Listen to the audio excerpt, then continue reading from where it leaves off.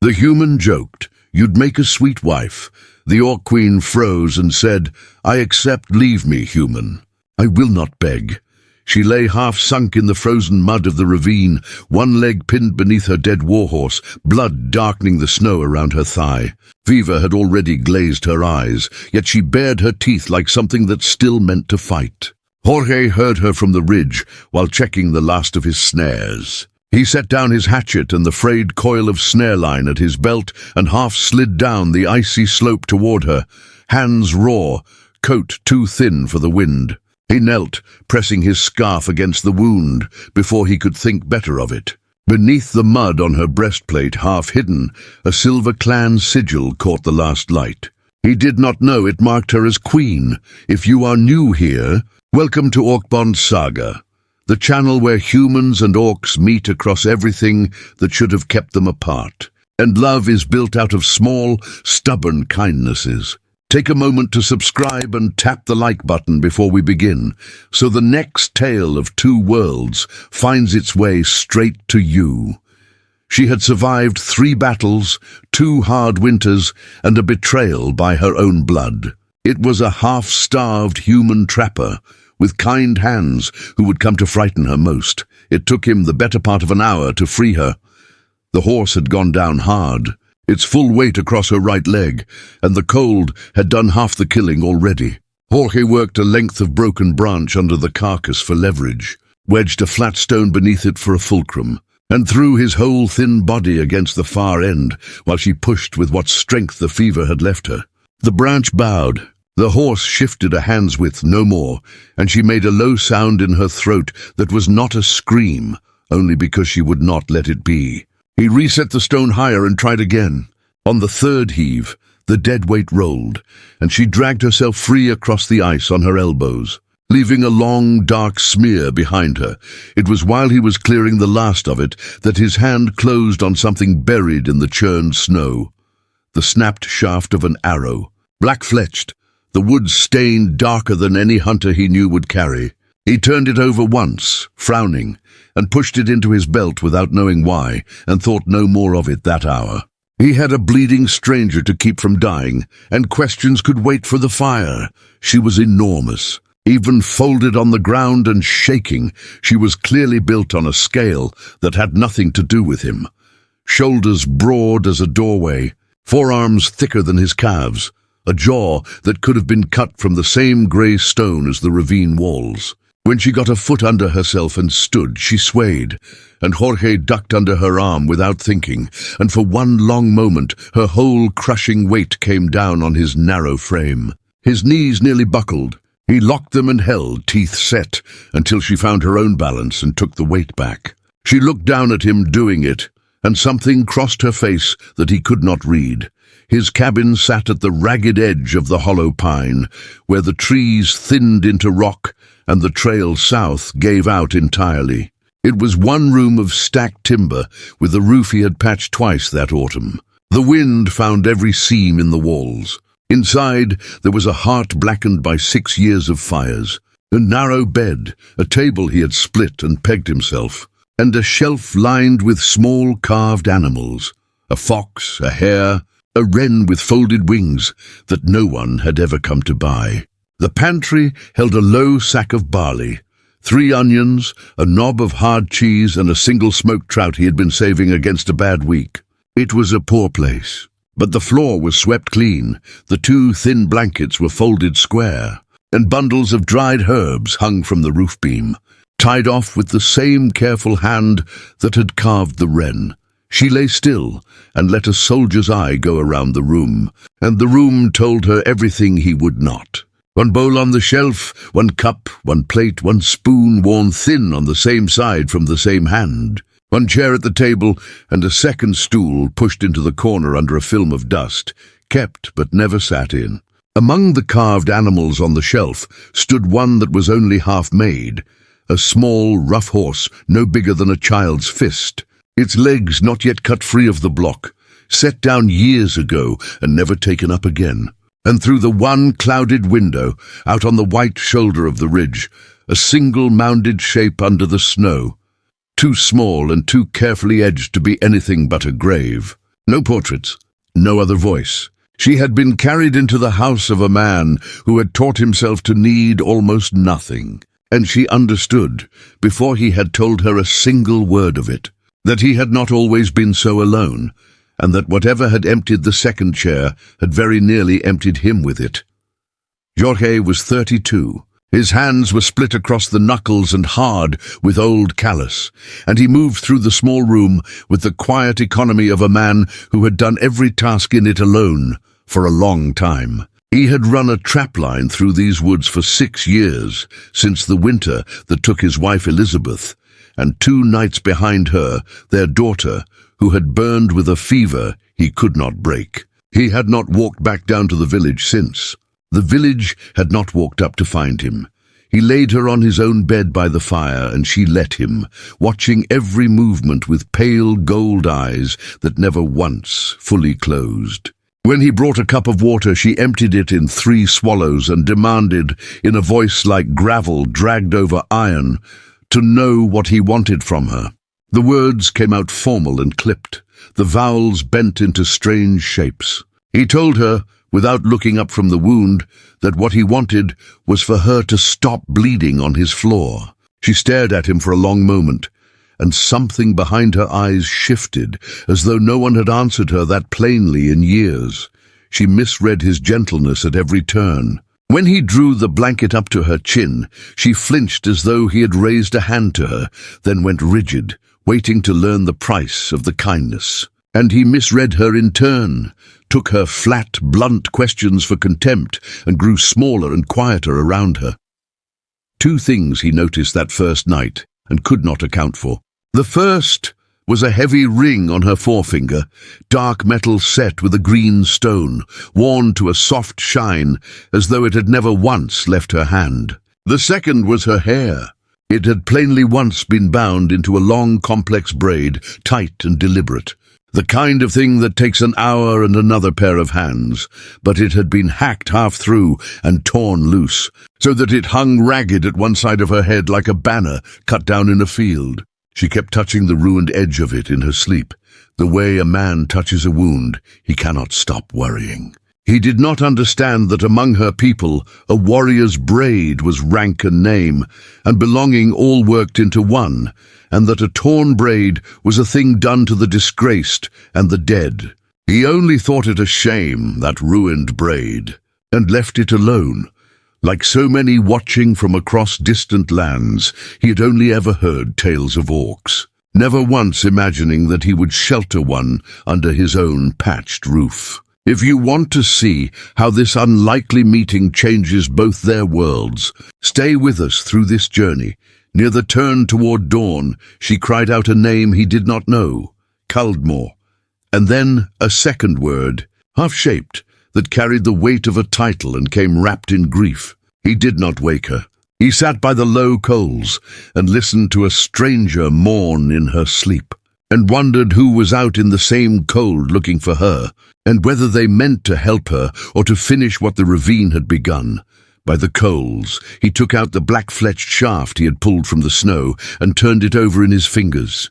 It was no hunter's arrow. The fletching was dyed, deliberate, the mark of someone who wanted their kills known. He did not understand what it meant. He knew only, with the flat certainty of a man who had lived long alone in the woods, that whoever had lost it was not finished, and that they would come looking for what it had missed. Jorge had not always lived at the end of the world.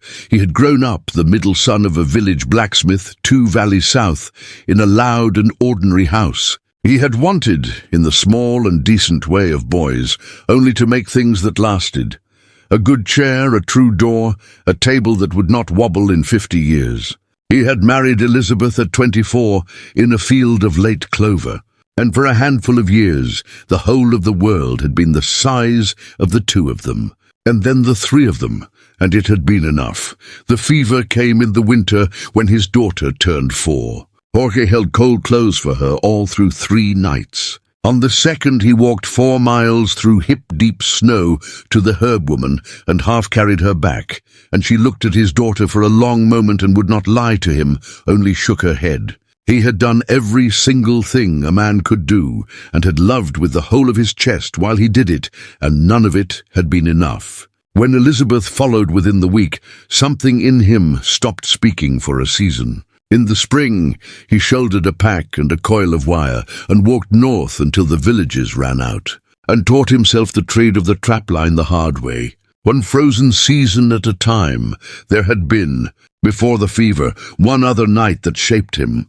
A boy from the next farm had gone through the river ice in a spring flood, and Jorge, 17 and quick, had gone in after him and came up alone with nothing in his arms but the cold. Between the boy and the fever, he had built the whole of his reasoning about the world, that he would not, whatever it cost his own body, stand on a bank or in a doorway and let the cold take a life while he still had breath and hands to spend against it. He had failed at it twice, and still he could not put it down, because to put it down would be to say the two of them had been for nothing. So when a voice came up out of the ravine, he did not weigh it against his own safety. He went. The orc's name was Catherine, and she was queen of the Kaldmor, though she would not say so for many days yet. She had been born to the iron of it. Her mother had been war chief before her, in an unbroken line of women who had held the northern stoneholds against 3 centuries of raiders and starving winters. Catherine had been handed a training blade at 6 and a killing one at 12. She had been taught before anything else that a Kaldmor did not show pain, did not show fear, did not show need, because 10,000 people slept the sounder for believing their queen felt none of the 3. She had led warriors in the field at 19. She had buried her mother at 23 and taken up the iron circlet in the same grey hour, her mourning paint still wet, because a clan cannot be seen to waver. In 29 years, she had never once been allowed to be simply ordinarily tired. She was alone in a human forest, half a corpse in the mud, because her own war council had turned its knife on her. Her father's old adviser, Mulgrim, broad and grey and patient, who had counselled 3 generations of Kaldmor from a seat close to the throne, had decided the clan wanted a firmer hand upon it, and that the hand should be his, reached to power through a marriage he meant to force. When Catherine refused him to his face before the full assembly, naming the marriage what it was in front of every elder in the hall, he moved faster than she had judged him able. She had thought she had bought a season to gather the loyal. She had bought a single night. Loyal guards died at their posts in the dark, quietly, before any horn could be raised.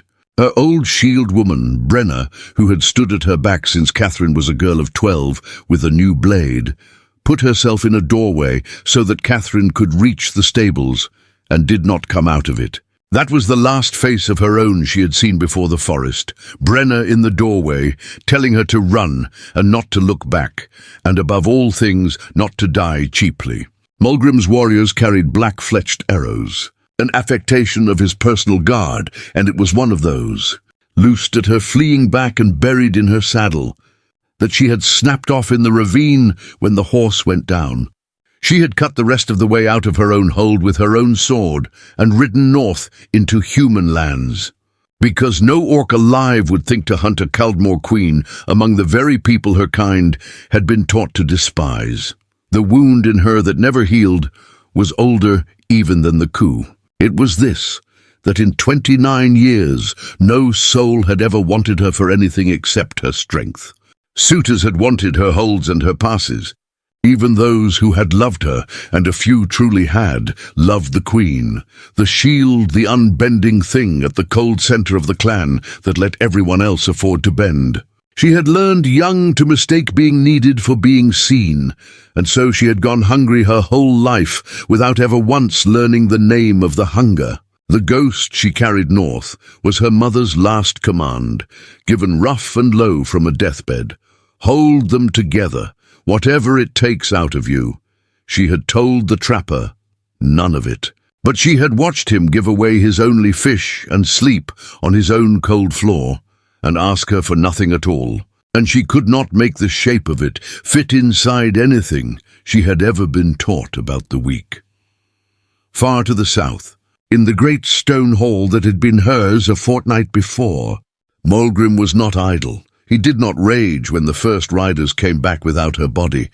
Rage was for smaller men. He sat in the seat that was not yet warm to him, and asked in his patient way only one thing: which of the northern gates the queen had ridden for the night she fled. When he was told the eastern stable gate, the one only a handful of the household guard had ever held a key to, he nodded and did not raise his voice, and did not ask how his hunters had known to loose their arrows on that one road out of all the roads she might have taken. He already knew the answer to that. He had bought it, and the thing he had bought was still standing even now among the loyal few who had escaped the coup with their lives, wearing their grief like a badge and waiting to be told what came next. He sent the black arrows north, and he told the hunters, in the mild voice he used for everything, that the woman they sought would not be armored and crowned. She would be starved and hidden and half dead, and grateful to the first soul who showed her kindness, and that this softness of the corner was exactly how they would know her. For the first days she trusted nothing in the cabin, least of all the man in it. He changed the dressing on her thigh each morning and each night, and every time she held herself like cut stone. He gave her the bed and took the bare floor, and when she demanded to know why he weakened himself for a stranger, he only said she was hurt and he was not, as though that closed the matter. To an orc who counted worth in strength spent and strength shown, a man who poured his out on others and made no boast of it, was very nearly a door with no latch. The first true crack came over a bird. A jay had grown bold at the sill, and one grey morning it landed on the very rim of the barley pot while Jorge's back was turned and made off with a whole strip of dried apple, nearly as long as itself, thumping into the doorframe on the way out. Jorge yelped and lunged and missed entirely and sat down flat on the floor. And Catherine, queen of the Kaldmor, who had not laughed since the hour her mother died, laughed. It came up out of her rough and startled, and she pressed the back of her hand to her mouth as though she might catch it and put it back. And Jorge, sitting on the floorboards, forgot for a moment to breathe, because it was the first time she had looked to him beautiful instead of terrifying. He grinned up at her before he knew he was doing it. Something in the small, cold room shifted a finger's width, and neither of them named it. The piece of it lasted exactly as long as the old snow did. Fresh powder fell that night, and in the blue of the next dawn, Jorge went out to walk his lines the way he did every morning, and stopped dead 40 paces from his own door, cut clean into the new snow, circling the cabin at the tree line, and then away again, ran a single trail of boot prints. They were enormous, half again the length of his own boot, deep-pressed an orc's stride, and they did not come close, and they did not leave in a hurry. They watched. Whoever had made them had stood a long while behind the third pine on the rise, where the whole front of the cabin lay open, shifting foot to foot against the cold, and had gone away again without ever knocking. Jorge crouched over the sign and read it the way he read everything in these woods, and what it told him turned his stomach. The prints were not all of one night. Someone had been coming back. He did not tell her, not yet. Instead, he did the one thing he knew how to do. Over that day and the next, he set a second line around the cabin, not for game this time, but tripwire and deadfall and a snare across the single blind approach. The quiet craft of a man who had kept himself alive alone in the wild for 6 years and did not mean to be surprised in his own doorway. He said nothing to Catherine of why he had grown watchful, but she was a soldier, and she had seen his face come back wrong from the tree line, and she had begun, without a word, to sleep with the hatchet within reach of her good hand. She tried the next day to earn her keep. She would not lie abed while a lesser creature fed her, she informed him, and she took the barley pot and the onions and set herself to making the soup he made. What she produced could have stripped paint from a door. She had scorched the barley to the bottom, drowned it in 3 times the water it wanted, and salted it as though provisioning an army against a siege. Jorge ate a full bowl of it anyway, straight-faced, sweating, telling her gravely that it had character. She watched him force down the second spoonful and told him flatly that he was a liar and a coward, and that a Kaldmor did not lie even to be kind. And then she laughed again, at herself this time, and it was a better sound than the first. He kept the ruined pot going 3 days, rather than admit defeat. The soup became, without either of them deciding it, the thing they measured the days by. The walls came down a hand at a time. She began teaching him her tongue, the word for honor, which was also the word for spine, the word for home, which could not be shaped without the deep of the throat, so that his first attempt came out like a cat sneezing and set her laughing. Their customs collided just as often. She woke on the 4th day, found him bathing at the basin stripped to the waist, and told him approvingly, apropos of nothing, and that he was better made than his skinny wrists had led her to expect and would breed strong sons, and then watched. With genuine scientific interest, the color climbed his whole face and neck while he knocked the basin off its stand. Among orcs, she explained, only a coward hid what he thought of a body. Among humans, he explained back, strangling the words, a man liked a little warning first.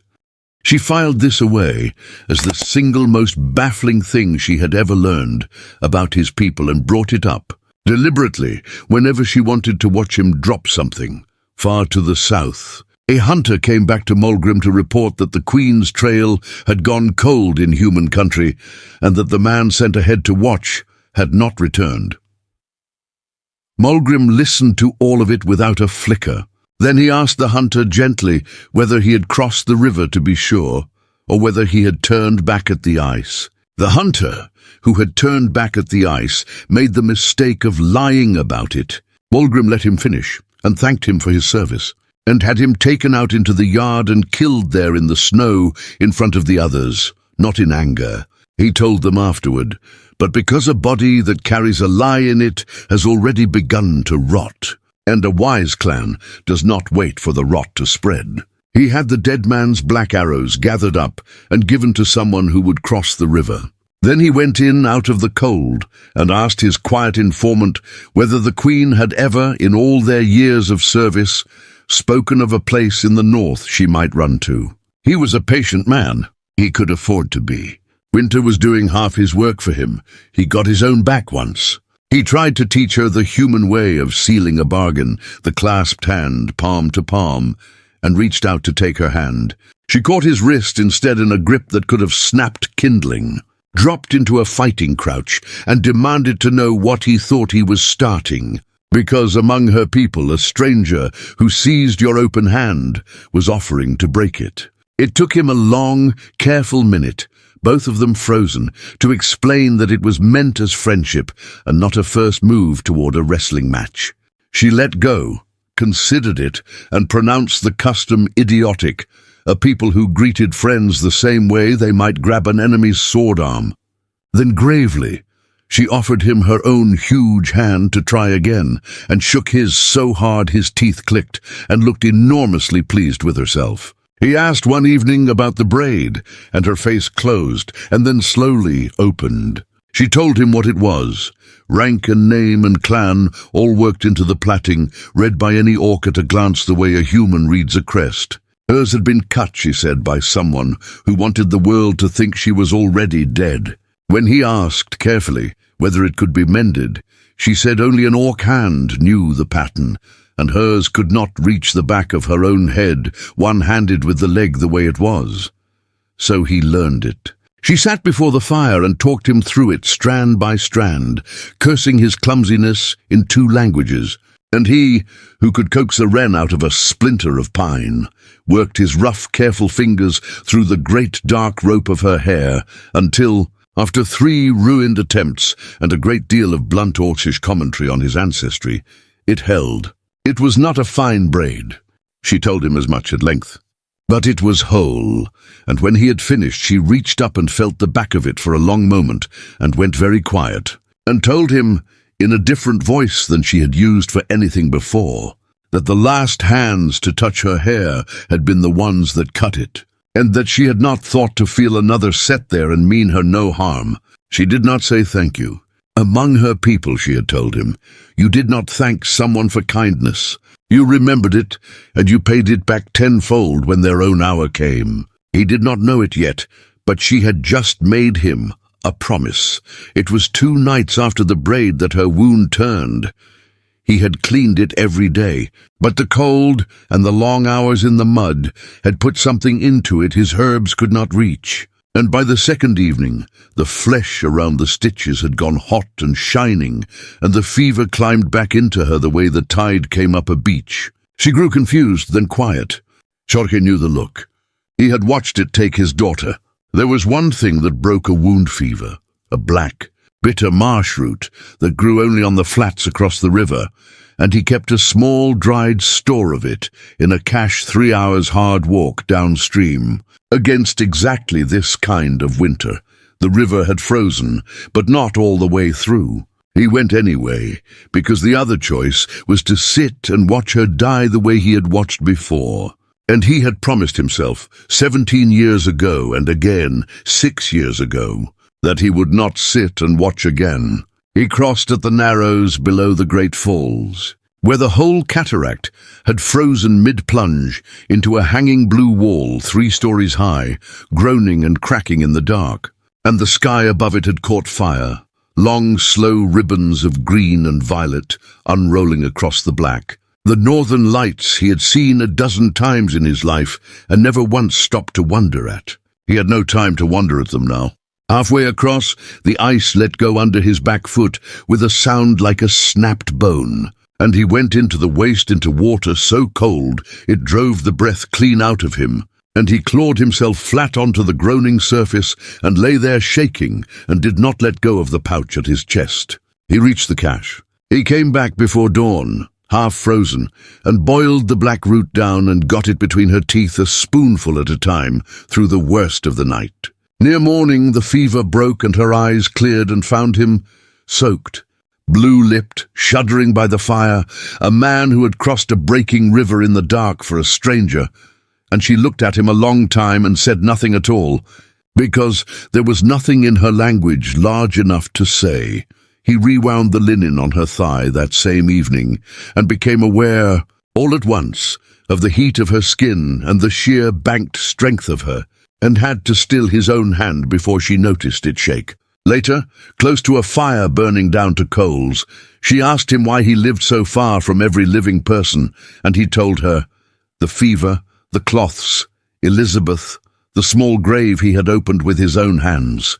She did not reach for comfort. She only listened, and when he finished she told him, flat and certain, that he had not failed, that some fights are lost the moment they begin, and there is no shame owed for losing them. It was the first time in 6 years anyone had said the one thing he needed to hear. He carved through the quiet hours the way other men drink. One evening he set a new piece on the table beside her without a word, a small horse. Mid-stride, mane thrown back, the animal she had ridden into the ground and left dead in the ravine, given back to her in pine no bigger than her thumb.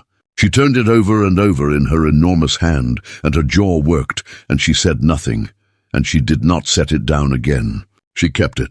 He saw her, after, close her fist around it in her sleep, the way she had once touched the ruined braid. A blizzard came down off the peaks 3 nights later, the kind that buries a valley whole, and near the middle of the night the snow weight caved a corner of the roof he had patched twice that autumn, and the storm came howling straight into the room. There was no talking their way through that one. They worked it together in the shrieking dark, Jorge up in the gap, lashing a fresh crossbeam into place with the last of his snare line, Catherine beneath him, taking the whole weight of the sagging roof onto her shoulders and holding it, arms shaking and breath tearing, a quarter of a cabin, balanced on the strength of one injured orc so that a human could tie a knot. It took them till nearly dawn, and somewhere in the middle of it, half shouting over the wind, passing beams and cord hand to hand, they talked the way people only talk when their hands are too busy to let them be careful. He asked her at last the thing he had not asked, who she truly was. Why would men with dyed arrows cross frozen rivers to find one lost traveler? And she told him, not the truth, but a truth, one she had plainly settled on some nights before. She was a warrior of the Kaldmor, she said, a rider of rank, one who had carried the Queen's own word and worn the Queen's own colours, which was why she spoke as she did and bore herself as she did, and why the enemies of her clan would want her silenced. She let him believe her ring and her braid were a soldier's honours and not a crown's. It was close enough, she told herself, to keep him safe. The less he knew, the less they could ever make him pay. She watched his face in the stormlight, take the lie in and believe it. And something in her twisted, because it was the first thing she had ever lied to him about. And because he had just held a caving roof off her head without knowing she was worth the lie. Neither of them said aloud what was happening. But he had begun to think he did not want her to leave. And she had begun to think she had never in the whole of her life felt this quiet inside her own chest. It was on just such an evening, easy and warm, that he made the joke. She had been describing, straight-faced, the old orc marriage custom in which two families spend a whole day trying to out-insult one another to prove the match can survive anything. He had laughed until his eyes ran, and said without thinking at all, shaking his head, that with a temper and an axe arm like hers, she would make some lucky warlord a sweet wife.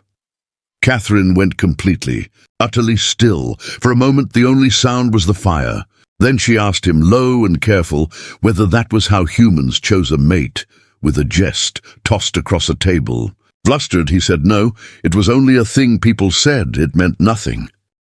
She studied his face a long time, as though weighing something heavy, and told him that among her people a thing spoken aloud with witnesses was a thing meant, and that no Kaldmor jested about the naming of a wife any more than they jested about the naming of the dead. He opened his mouth to apologize. That was when the wolves came.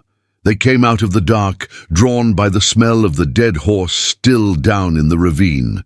A whole starving pack of them, and when they had stripped, that they came up the slope for whatever else was warm. The first Jorge knew of it was the shutter rattling and a low chorus of growls circling the cabin walls. The fire was too low. The door was already half off its hinge from the day it had been kicked, and a big grey male hit it hard enough to knock the topboard loose.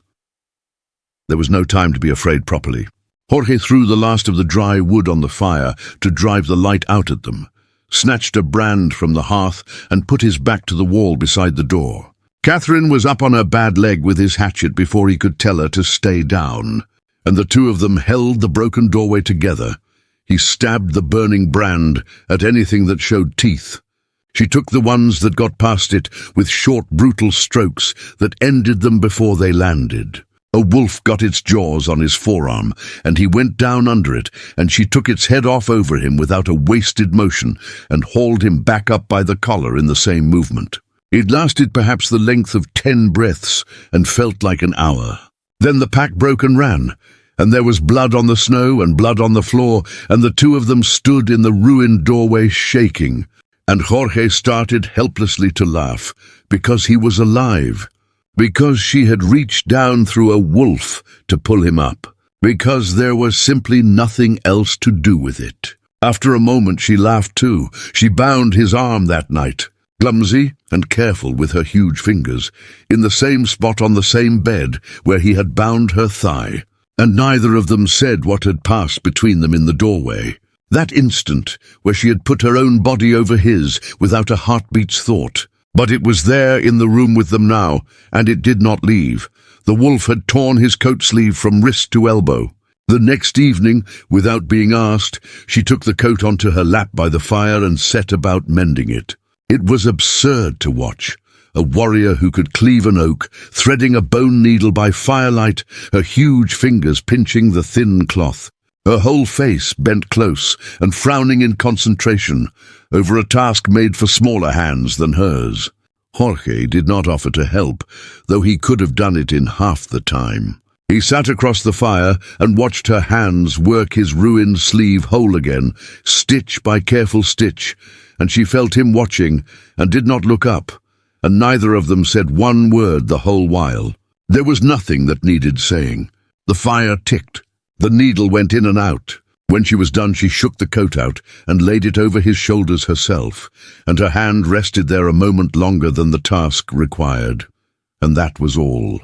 It was the most either of them had ever said to the other. 2 mornings later, walking the ridge to see what the wolves had scattered, Jorge found the scout. He was an orc, or had been. A lean young warrior, frozen sitting upright against a pine a half-mile from the cabin, days dead. A spyglass still frozen to his hand, and his eyes fixed downhill in the exact direction of the smoke from Jorge's chimney. He had not died of the wolves. He had died of the cold, watching, and in his quiver were arrows fletched in black. Tucked into his breast, stiff with frost, was a folded order. Jorge could not read the orc's script, but Catherine could, and he watched her face empty as she did. It was Mulgrim's hand, she said at last. She would know it anywhere.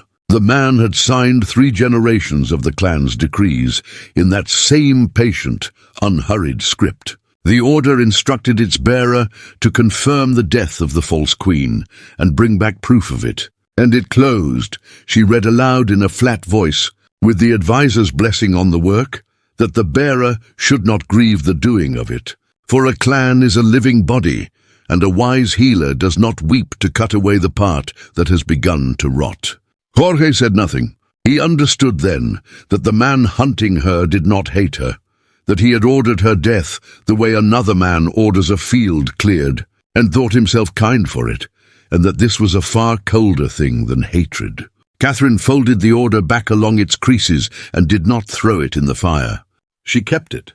Some part of her, he understood, needed to carry the exact shape of what had been done to her, so that she would never again mistake a patient voice for a safe one.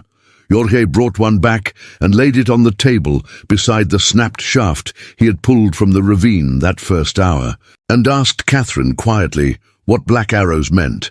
The color went out of her face. She picked up the 2 black shafts and turned them over, and he watched the queen he had not yet met rise up in her, cold and terrible and afraid. She told him only that they belonged to men who were hunting her, and that one of them had sat and watched his home for days before the cold took him, which meant others knew where the first had gone, which meant her time here was already spent. And then Catherine of the Kaldmor, who had led warriors at 19 and buried her mother in her mourning paint and never once wept where a living soul could see, put both her hands over her face and broke. It came out of her all at once. 6 years of it. The whole held weight, Brenner in the doorway, the guards dead at their posts, the mother's last command she had been paying and could no longer afford.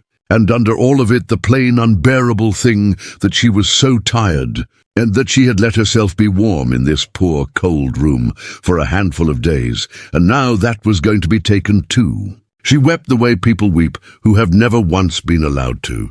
Jorge did not try to fix it. He did not tell her it would be good. He set a stone by the fire to warm the way he had that first night, and when it was ready, he wrapped it and set it against her cold feet, and he sat down on the floor beside her within reach and no closer, and stayed.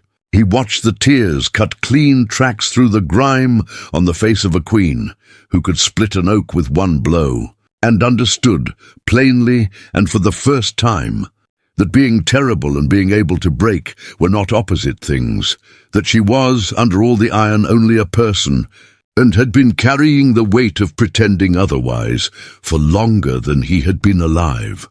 He stayed until the worst of it had passed through her and out.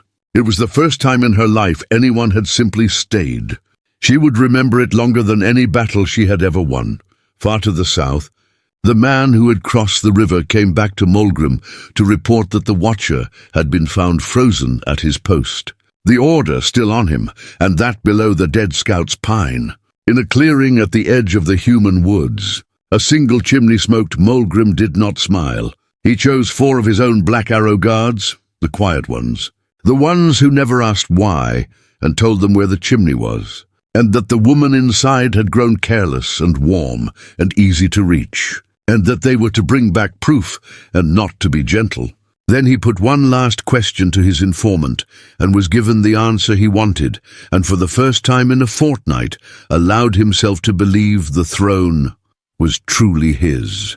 The four rode north through the tail of the storm. They were half a day out from the cabin when the horns of another company, riding hard up from the south, carried thin across the snow behind them, but by then the four were already too far ahead to be caught. They had, perhaps, 2 more days of quiet after that.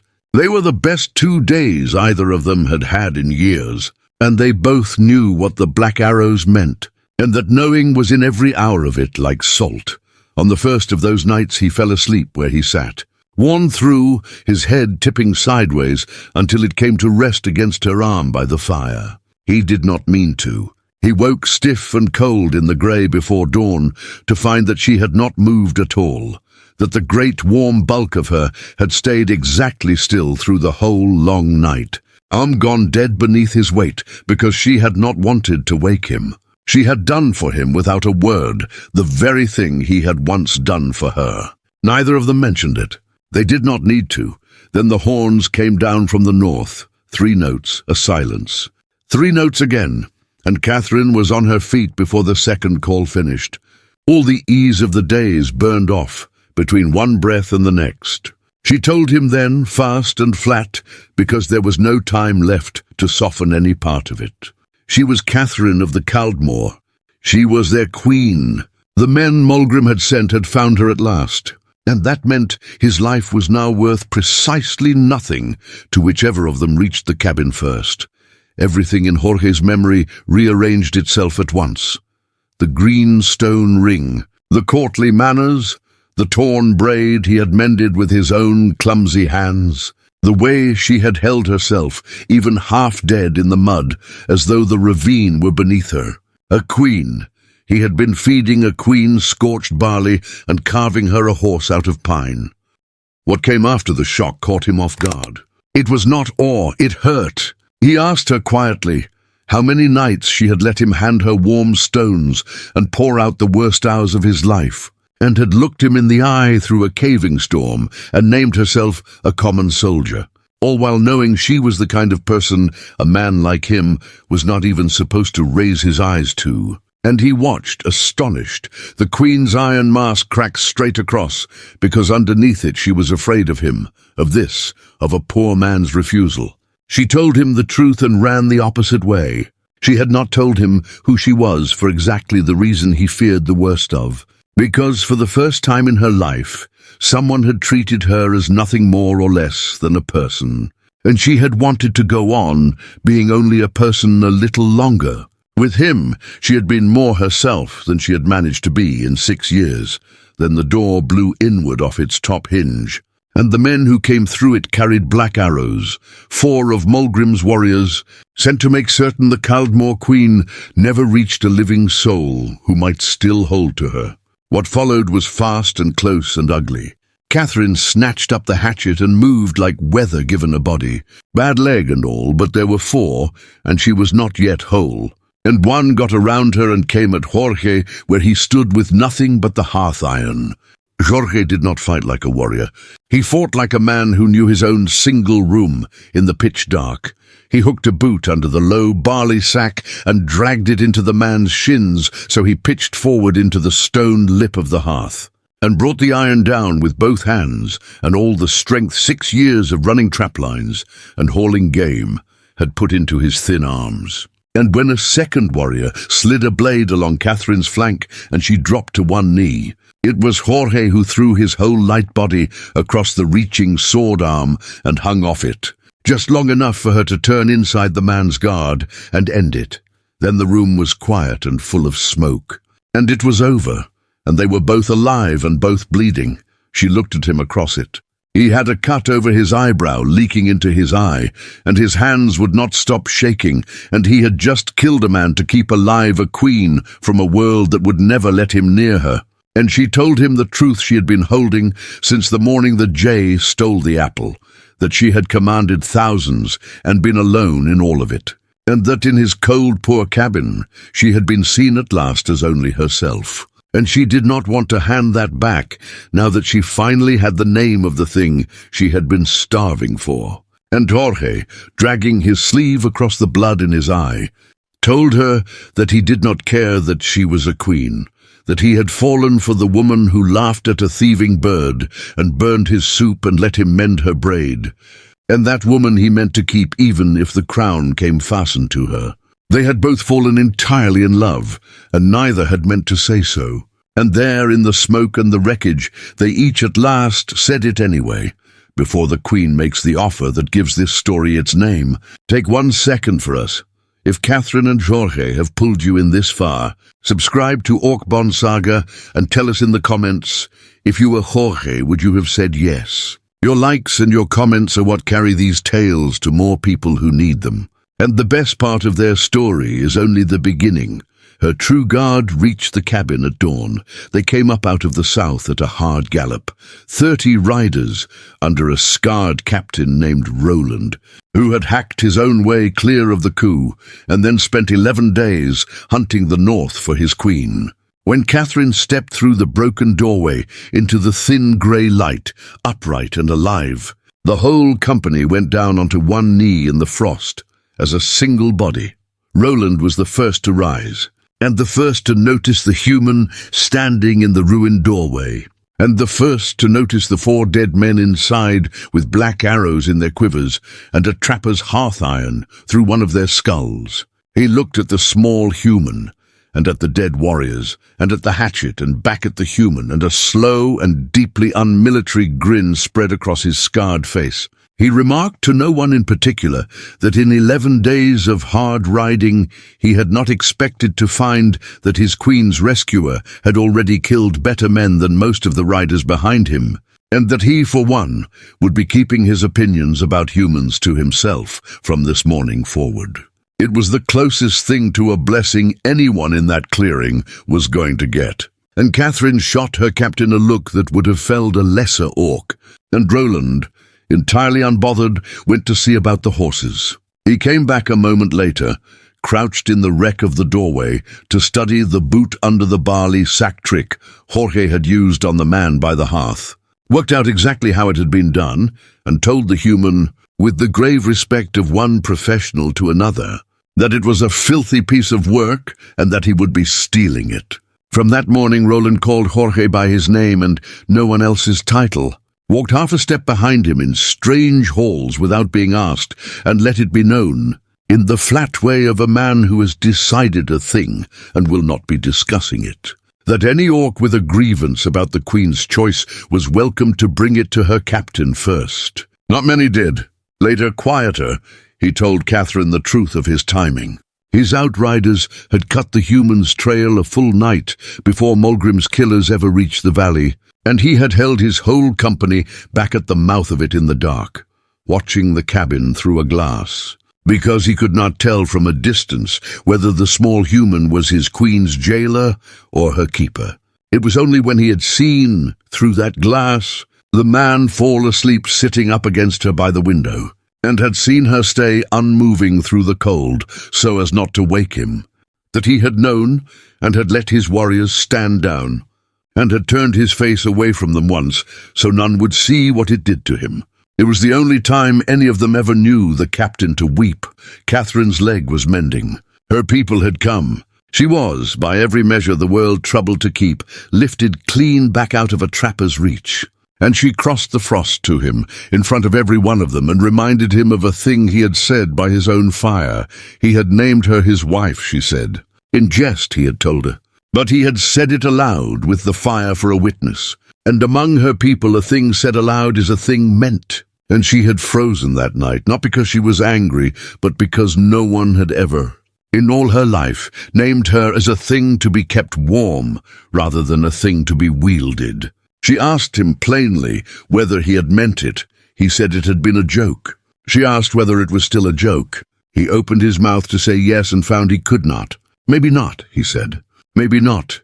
She nodded slowly, as though he had finally answered a question she had carried out of a burning cabin and all the long road home. Among orcs, she reminded him, there was no space between a thing said and a thing meant. That was the whole of what he called their bluntness and what she called their honesty. He had named her his by his own fire. She had waited, through wolves and black arrows and the worst hours of her life, to learn whether a human meant his words the way an orc meant them. She had her answer now. Then she did it the orc way, because she did not know how to do it any other, and would not have if she could. She told him she loved him, as a fact laid on the table and not a question.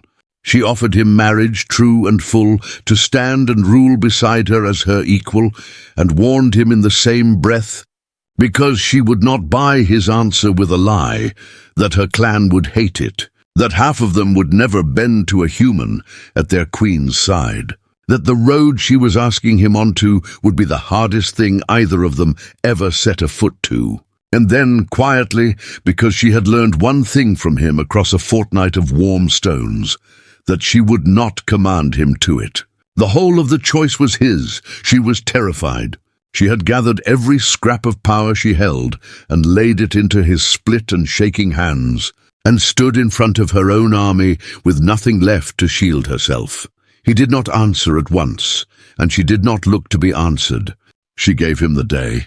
He walked out alone into the hollow pine and stood a long time among the frozen snares and game trails he had worked for 6 years, and thought about the small grave and about the warm stone she had never known. He watched her tuck against her cold feet, and about the horse he had carved her out of pine. And somewhere in the grey afternoon, he understood that the fear of not being enough was the very same fear that had walled him up alone at the end of the world all these years, and that he had already let it take one whole life out of his hands, and was under no law that said he had to stand still and let it take a second. He came back before the light failed. He told her he was terrified and did not dress it up.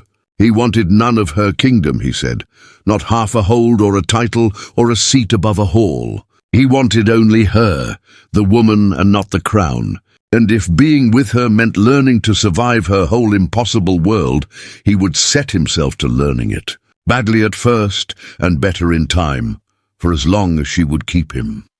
Catherine closed the last of the frost between them and took his rough-cut face between her two enormous hands, gentle as he had once been over a splinter in her palm, and set her brow against his in the way of a Kaldmor oath, which binds harder and longer than any soft human vow. And then, so low that only he heard it, she gave him at last the 2 words she had frozen over by the fire, the 2 words a queen had never once said to any living soul, and meant with the whole of herself. She accepted. For a long moment, Jorge said nothing at all. He could not. The whole clearing seemed to go still with him.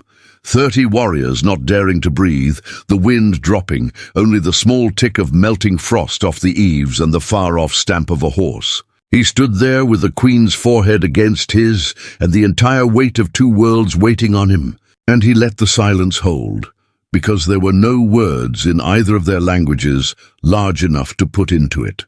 Only then did he lift his own scarred hands and hold her face the way she was holding his. 2 whole worlds stood in a dead man's clearing and watched a queen bind herself to nobody, and the nobody held on to her as though she were the one warm thing left in a frozen country, which, to him by then, she plainly was. And still, even then, even with his brow against hers and her whole army kneeling in the frost, one cold thread would not leave her. Someone had sold Mulgrim the road she rode. Someone who had known the Eastern Gate by heart had loosed those arrows onto the one path out of 10 she took, and that someone had not died in the coup, and was not among the dead in the cabin, and was therefore, by the plainest arithmetic, still breathing, still free, and in all likelihood kneeling somewhere in the loyal ranks around her at that very moment. Head bowed, grieving beautifully. She said nothing of it to anyone. But she looked once slowly across the bent backs of her own warriors in the snow. And she did not forget. They rode north for 9 days, up out of the human woods and into her country. And Jorge saw for the first time the world she had come from. The Kaldmor hold was not a castle in any sense he had a word for. It was a mountain that had been made into a fortress, a whole grey peak, hollowed and cut and built upon, across 3 centuries. Ringed walls climbing the living rock, black iron gates set into the stone throat of a pass. watchfires burning on ledges 1,000 feet up where the air ran thin, and over all of it the aurora moving across the winter sky like a slow green sea. 10,000 orcs lived under that mountain. Jorge sat his borrowed horse at the mouth of the pass and looked up at it and understood, in a way no ring or braid ever had made him understand, exactly how small a thing he was to be carrying into her world. Then the gates opened, because Mulgrim's grip had never been more than fear, and fear breaks the instant a true queen is seen alive at the head of an army. Taking back the Kaldmor hold cost blood. Because Mulgrim did not run, they found him in the great hall on his own borrowed throne, unhurried, grey and patient to the last, so certain of his own reasoning that he did not reach for a weapon even when the doors came down. He told Catherine, in the flat, reasonable voice of a man explaining weather to a child, that he had done nothing her mother would not have done, that a clan is not a family and cannot afford to be governed by one, that she had always been too much her mother's daughter and not enough her clan's queen. He looked at the human standing at her shoulder and said that this small, soft thing she had dragged out of the woods, was the whole of his argument. A queen who chose weakness would breed weakness into the blood. He said he was, even now, only trying to save the Kaldmor from her. Catherine did not kill him where he sat, though every warrior in the hall waited for it. She had him bound and brought before the assembly and judged by the clan's own law, in the open, for the murder of her guards and of Brenna, so that no orc could ever say she had spilled a rival's blood in the dark the way he had spilled hers. He went to the block still certain he had been right, and he was smiling when he knelt. He told Catherine almost kindly, almost as a gift, that she would learn soon enough what he had learned in 50 years at the foot of that throne, that winning a crown was the easy part, and that she would spend the rest of her short reign discovering how much harder it was to keep one. Then he bent his neck without being told and did not flinch, and the smile was the last thing to leave his face. It was, Roland said afterward, the most dangerous thing his queen had ever done, and the wisest, because a clan will forgive strength almost anything.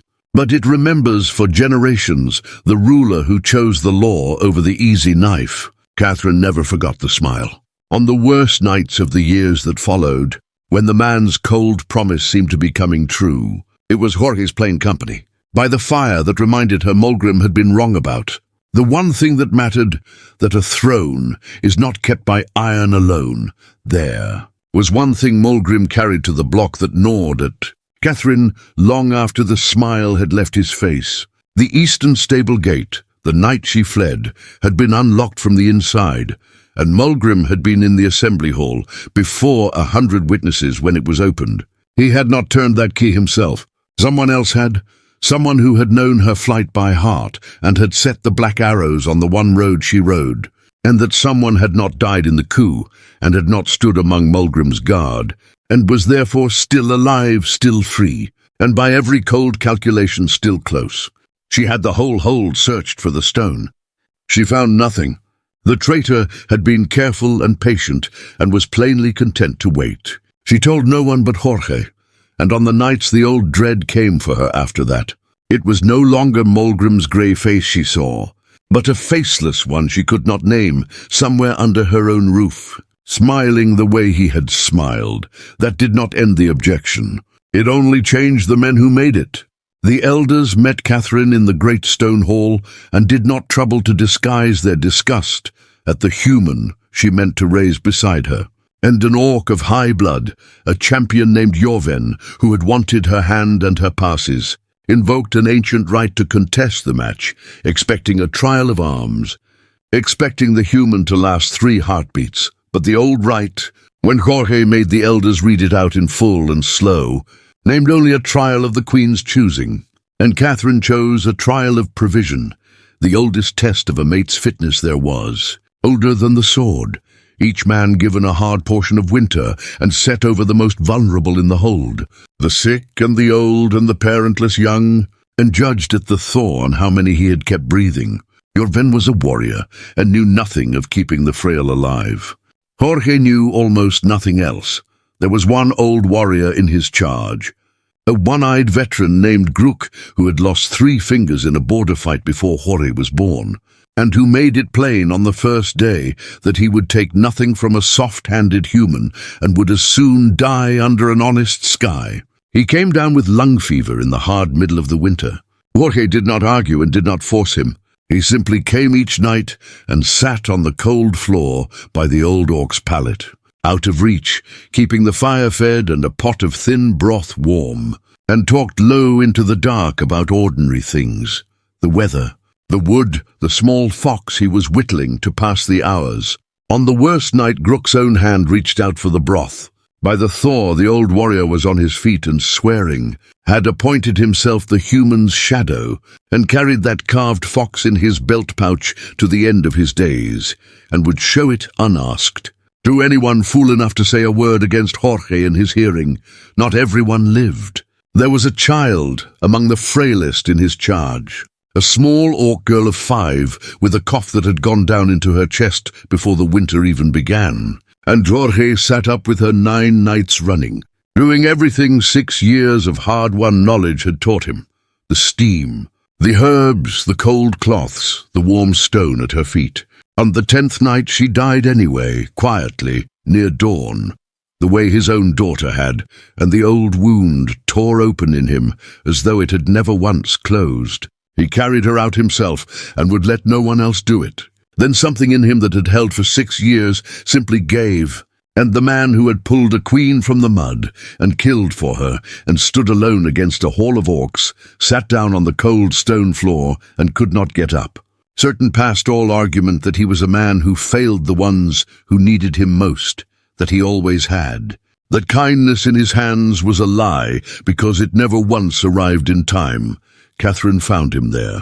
And she did for him, without a word of instruction from anyone, the exact thing he had done for her in the cabin on the worst night of her life. She did not tell him it was not his fault, because he would not have heard it. She warmed a stone at the fire and wrapped it, and set it in his cold hands, and she sat down on the floor beside him within reach, and no closer, and stayed. And after a long while, when the worst of it had passed through him, she gave him back his own medicine, in her own blunt words, the very thing she had told him that first fireside night about Elizabeth. Returned to him now when he needed it, that some fights are lost the moment they begin, before any choice is offered, and there is no shame owed for losing them. She said he had not failed the child. She said the child had died warm and held, and not alone, in a winter that would have taken her in a ditch. And that this was not nothing, that it was, in fact, very nearly everything, and the only kind of everything the world ever actually let a person give.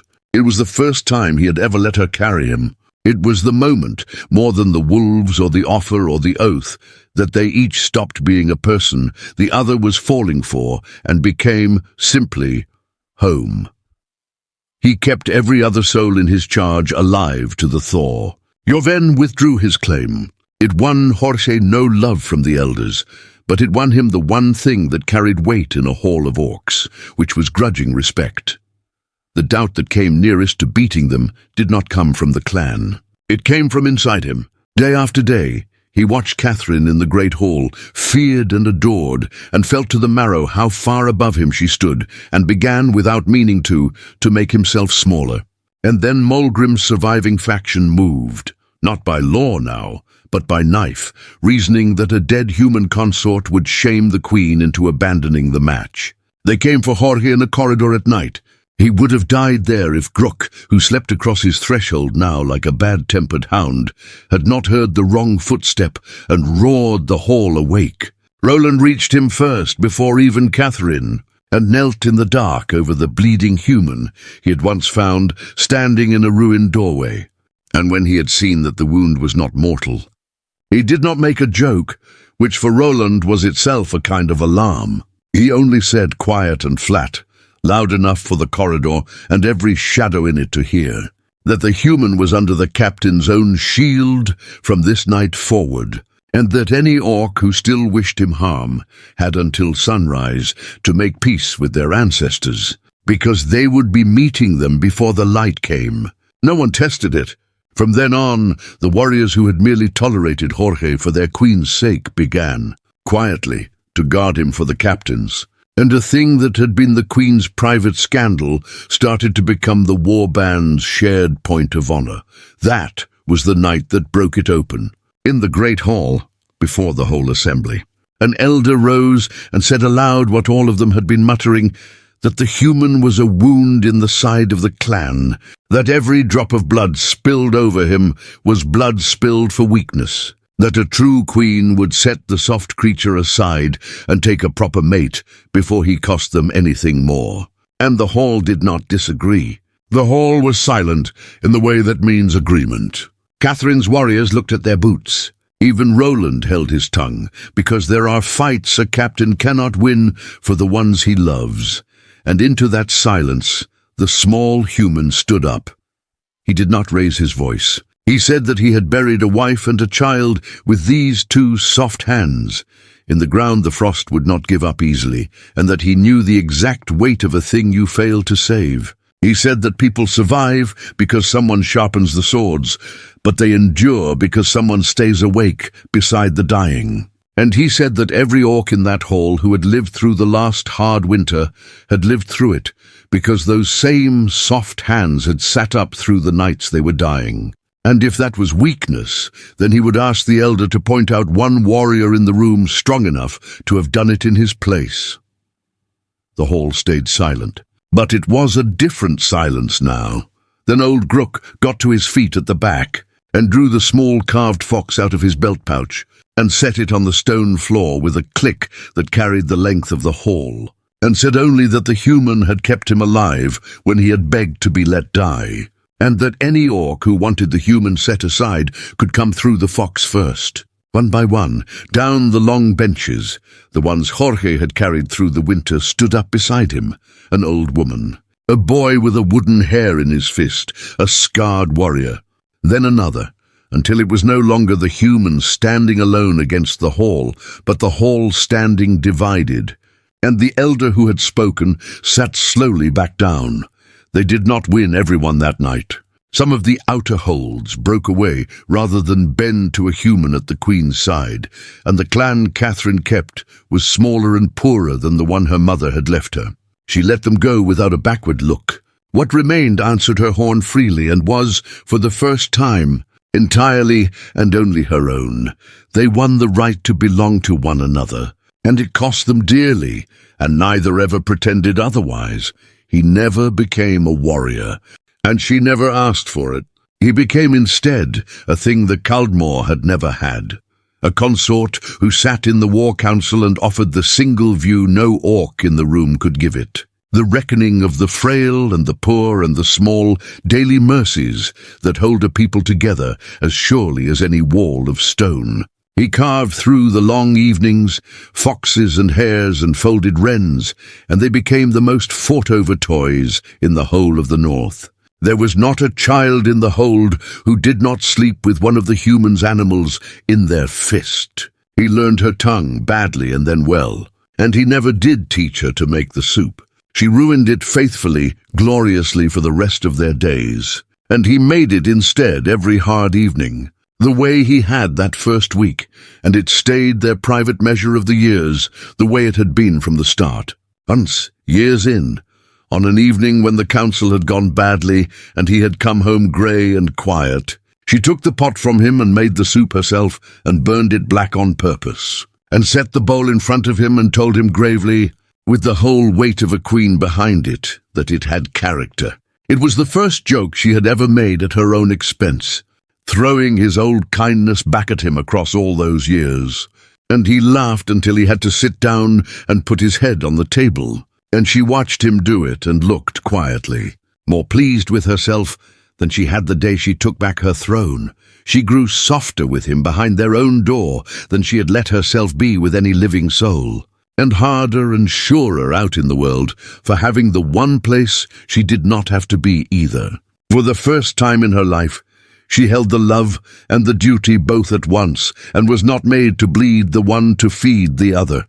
She wore her braid again, the great complex rope of it worked tight and deliberate as any queen's, but into the plaiting now.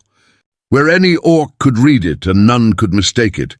She had woven a single lock she made him give her, a human strand run through the whole length of a Kaldmor braid, 2 worlds bound in a thing that could not be undone without unmaking the rest. The elders hated it. She wore it to every council. There was a day, that first spring after the trials, that the hold would talk of for a generation.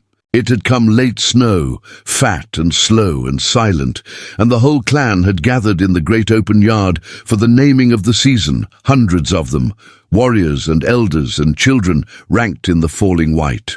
And the Queen of the Kaldmor came out before all of them, and did a thing no queen had ever done in the open.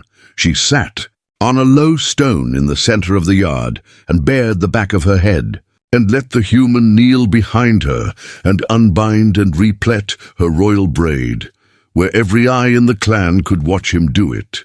It was the most private thing an orc owned, that braid, rank and name and blood, and she gave it into a human's hands, in front of the entire people, in the snow, in silence, and let them make of it what they would.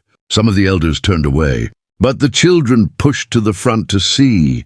And the old warriors Jorge had carried through the winter stood with their carved animals in their fists. And the snow came down and whitened his dark hair and her darker braid alike until, from across the yard, you could no longer easily tell where the human ended and the queen began. It was the picture the clan kept of them after, the 2 of them in the falling snow, his rough hands working her hair whole, and neither of them saying anything at all.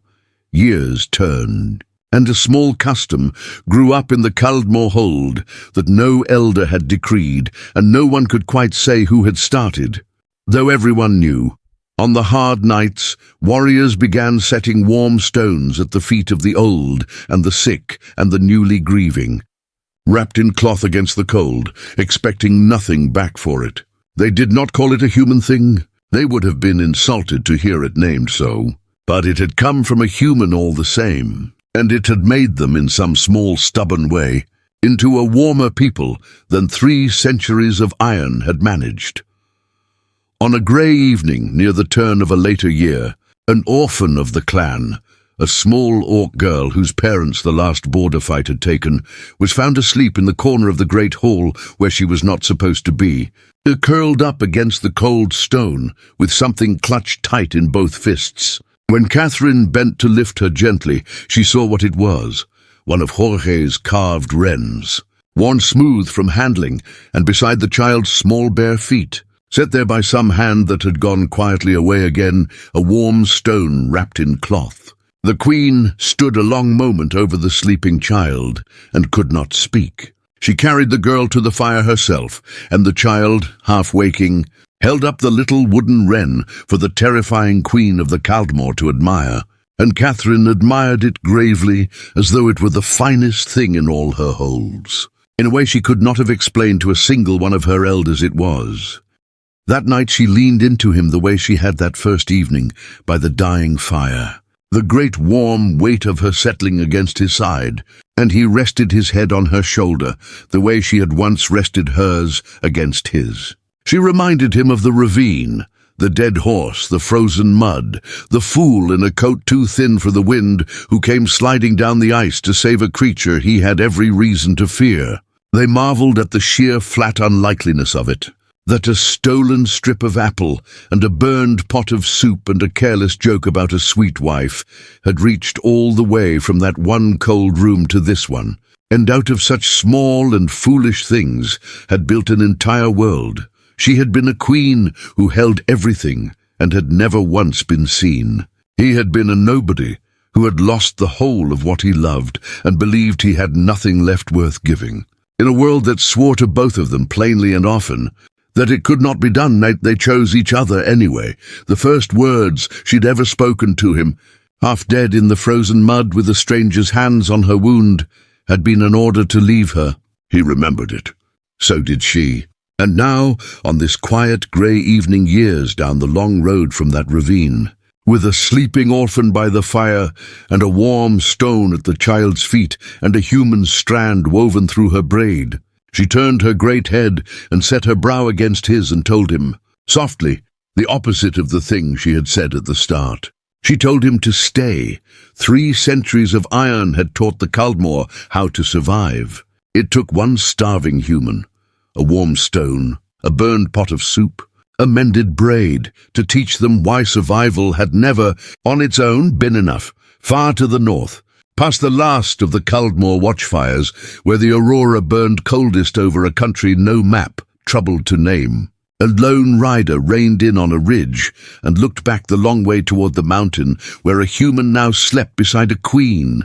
The rider carried no banner anyone would know, but in the frozen quiver at their back, wrapped against the wet, were arrows, and the fletching on them, when the green light caught it, was dyed a familiar black. Someone had opened a gate once and never been found.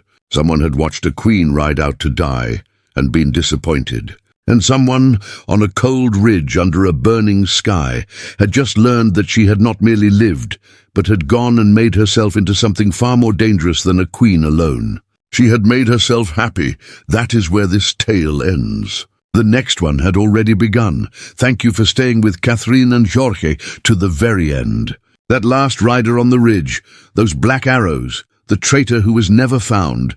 Part 2 of the Orkbond saga is coming, and you will not want to miss where this goes next. If this story moved you, subscribe and turn on the bell so it reaches you the moment it drops.